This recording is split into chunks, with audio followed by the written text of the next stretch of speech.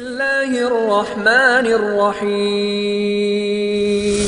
مسجد عائشہ سے احرام باندھنا بالکل ٹھیک ہے۔ امام ابو حنیفہ رحمۃ اللہ علیہ اور امام شافعی رحمۃ اللہ علیہ دونوں ائمہ متفق ہیں اس بات پہ، اور یہ عورتوں کے لیے بھی ہے اور مردوں کے لیے بھی ہے۔ بعض دوستوں کو مغالطہ ہوتا ہے، ایک تو یہ ہو کہتے ہیں کہ یہاں سے صرف کیونکہ بی بی عائشہ نے عمرہ کیا ہے، اور وہ بھی ضرورت کے تابع کیا ہے کہ انہوں نے حضور سے فرمایا کہ یا رسول اللہ صلی اللہ علیہ وسلم میری باقی جو بہنیں ہیں ان سب نے عمرہ بھی کیا، حج بھی کیا، میں نے حج کیا، عمرہ تو نہیں کیا۔ تو آپ نے اجازت دی کہ جا کے تنعیم سے احرام باندھ کے نیت کر کے تم بھی عمرہ کر لو۔ تو وہ کہتے ہیں یہ صرف بی بی عائشہ کے لیے تھا، آپ کے بھائی جو گئے تھے ان نے عمرہ نہیں کیا، تو لہٰذا یہ مردوں کے لیے نہیں ہے، اور عورتوں کے لیے بھی اس وقت ہے جب کسی مجبوری سے وہ عمرہ نہ کر سکے ہوں۔ بہرحال جو کہتے ہیں اللہ ان کو خوش رکھے، ہم تو کسی پہ تنقید نہیں کرتے، لیکن ایک بات یاد رکھو یہ دین کا مسئلہ ہے۔ اگر یہ صرف بی بی عائشہ کے لیے ہوتا تو اللہ کے نبی وضاحت نہ فرما دیتے کہ عائشہ خاصتاً لگ صرف تیرے لیے اور کسی کے لیے نہیں۔ حضور نے یہ وضاحت نہیں فرمائی۔ نمبر 2، بی بی عائشہ کی عادت مبارک تھی، وہ ہر سال حج پہ آتی تھی، تو جب بھی آتی تھی مسجد عائشہ سے بھی عمرہ کرتی تھی، وہ ہر دفعہ تو ان کو ضرورت نہیں ہوتی تھی نا۔ نمبر 2۔ نمبر 3، یہ کہنا کہ مرد نے نہیں کیا یہ بھی غلط ہے۔ مسند احمد میں موجود ہے کہ حضرت عبداللہ بن زبیر اور حضرت عبداللہ بن عمر ان دونوں نے عمرہ کیا۔ تو بلا وجہ اللہ کے دین سے روکنا جو ہے یہ کوئی اچھی بات نہیں ہے، الحمدللہ ثم الحمد۔ بلکہ اس پر بھی بحث ہے کہ امام شافعی فرماتے ہیں کہ اگر جیرانہ سے عمرہ کریں تو وہ افضل ہے، امام ابو حنیفہ فرماتے ہیں نہیں مسجد عائشہ سے افضل ہے۔ اس پر بھی علماء نے بحث کی ہے، پتہ نہیں یہ جو یا تو کتابیں نہیں پڑھتے صرف، یا ہم سے کوئی ناراضگی ہے، بس ہماری تفدید کرنی ہے۔ امام شافعی فرماتے ہیں کہ بھائی جیرانہ سے خود حضور پاک نے عمرہ فرمایا ہے، لہذا وہ افضل ہے۔ امام صاحب فرماتے ہیں حضرت وہ حدیث فعلی ہے، مسجد عائشہ کے عمرے کی حدیث قولی ہے، اور حدیث قولی فعلی سے افضل ہوتی ہے۔ فعلی تو کبھی جواز کے لیے بھی ہوتا ہے، حضور نے وضو کر کے بیوی کو بوسہ دیا تو کیا یہ سنت ہو جائے گی؟ ہر آدمی پہلے وضو کر کے بیوی کے پاس جائے، بوسہ دے کے پھر نماز پڑھے؟ بیان جواز تھا کہ اگر ایسا ہو تو وضو نہیں ٹوٹتا۔ اللہ کے نبی کا تو ہر حکم دین ہے نا، اٹھنا بیٹھنا کھانا پینا بولنا چلنا کپڑا پہن سب دین ہے، ہمارے لیے تو اسوہ حسنہ ہے۔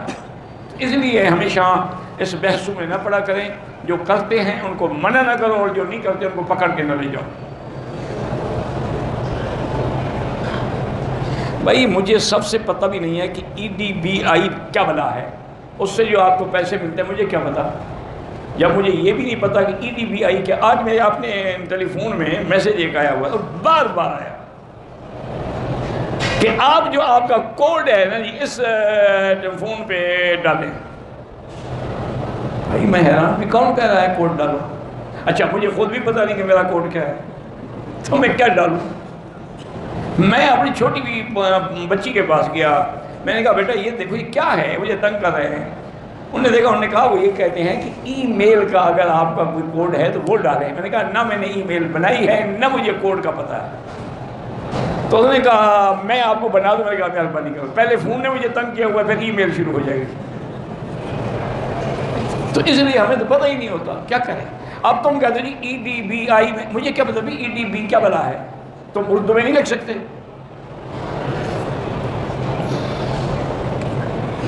کہتے ہیں جی کہ میں تہجد وطر چھوڑے تھے کہ تہجد کے ساتھ پڑھوں گا، لیکن نیند آ گئی، آنکھ اس وقت کھلی جب فجر کی اذان ہو رہی، کوئی بات نہیں بعد میں قضا کر دو، وطر واجب ہے اس کی قضا ضروری ہے۔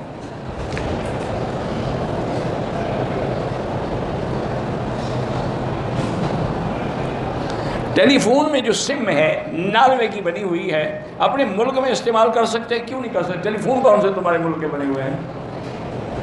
وہ بھی تو باہر کے ملک میں وہ استعمال کرے، باقی سم کا پوچھ رہے ہو، جہاں سے سستی ملے چوری کرو۔ یہ اسی لیے لیتے ہیں نا، وہ سمیں جو ہیں غیر قانونی ہوتی ہیں اور وہ سستی مل جاتی ہیں۔ امام ابو حنیفہ رحمۃ اللہ علیہ نے تقریباً 6 یا 7 صحابہ کی زیارت کی ہے۔ بعض علماء تو کہتے ہیں کہ روایت بھی کی ہے، لیکن روایت والی بات میں پکا یقین نہیں، لیکن زیارت میں تو کسی کو شک ہی نہیں، کوئی تابعی ہیں۔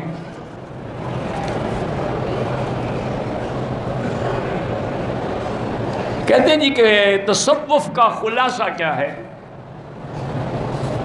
میرا بھائی حضرت سید سلیمان ندوی رحمۃ اللہ علیہ، اللہ ان کی قبر پہ رحمتیں فرمائے، وہ بڑے اعلیٰ تعلیم یافتہ آدمی تھے، جدید و قدیم علم کے ماہر تھے. ان کو تصوف سے کچھ اختلاف تھا.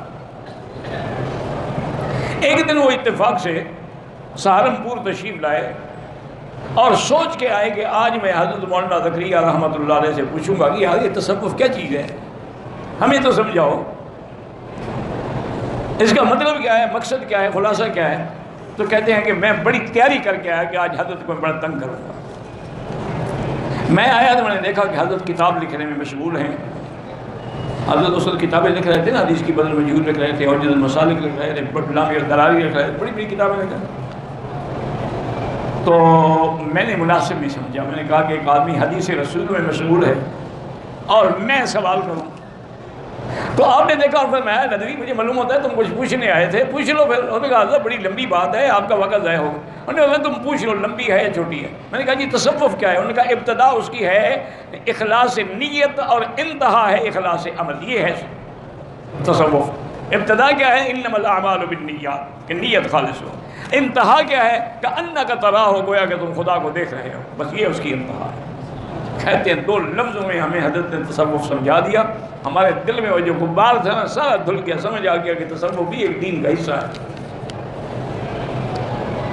جھینگا کھانا کیسا ہے میرا بھائی؟ میں نے کئی بتایا ہے کہ مجھے اس پر خود بھی اعتراض تھا کہ جھینگا مکروہ ہے. لیکن میں جب بنگلہ دیش کے دورے پہ گیا تو وہاں بڑے بڑے علماء ہیں ماشاءاللہ، جو فوت ہو گئے، اللہ ان کی قبر پہ کروڑوں رحمتیں فرمائے، اور جو زندہ ہیں اللہ ان کو صحت عافیت دے اور ہر قسم کے شر سے محفوظ رکھے. آج کل بڑا امتحان ہے وہاں بھی علماء کے لیے، ہر جگہ امتحان. ان سے میں نے پوچھا، میں نے کہا یہ جھینگا، انہوں نے کہا نہیں یہ مچھلی کی قسم ہے اور حلال.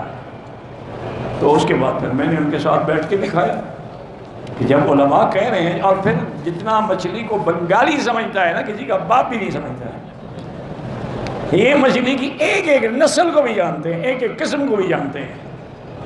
جیسے عرب لوگ تھے نا، یہ گھوڑے اور اونٹ کو جانتے تھے، دور سے دیکھ کے بتاتے کہ یہ گھوڑا جو ہے، یہ ابلق جو ہے، یہ جواد ہے، سباق ہے، نہیں ہے. اونٹ کو دیکھ کے کہتے ہیں کہ کیسا اونٹ ہے. پھر اونٹوں پر ان کے امتحان ہوتے تھے کہ اونٹ وہ ہو جس کی منہ اتنا پتلا ہو کہ گلاس سے پانی پی لے. اچھا ہمارے یہاں بھی ہے، روہی کا علاقہ جو ہے نا ہمارا، اس میں بھی اونٹ ہوتے ہیں بڑے زبردست، اور وہ اونٹ اتنے تیز ہوتے ہیں کہ جیپیں آپ کی جو ہے نا 4 ویل ڈرائیو، یہ مقابلہ بھی نہیں کر سکتی. اچھا ان اونٹوں کی ایک بڑی عجیب وصف ہے. آپ اونٹ میں بیٹھ جائیں، سفر کر رہے ہیں، جب 100 میل پورے ہو جائیں گے اونٹ سانس کھینچے کہ اب 100 میل ہو گیا، میں تھک گیا. میں نے خود ان پہ سفر کیا ہے، جیسلمیر کا، بیکانیر کا، بھرت پور، وہ پتہ نہیں کون کون سی دنیا دیکھ ڈالی ہے. شکار کے شوق ہوتے تھے، بچپن میں آدمی فارغ ہوتا ہے نا، پاگل ہوتا ہے. کافی عرصے سے پیشاب کی تکلیف ہے مجھے، خود ہے اللہ کے بندے. میں تمہارے لیے دعا کروں گا تو میرے لیے دعا کرو، اللہ شفا. اور کیا کر سکتے ہیں.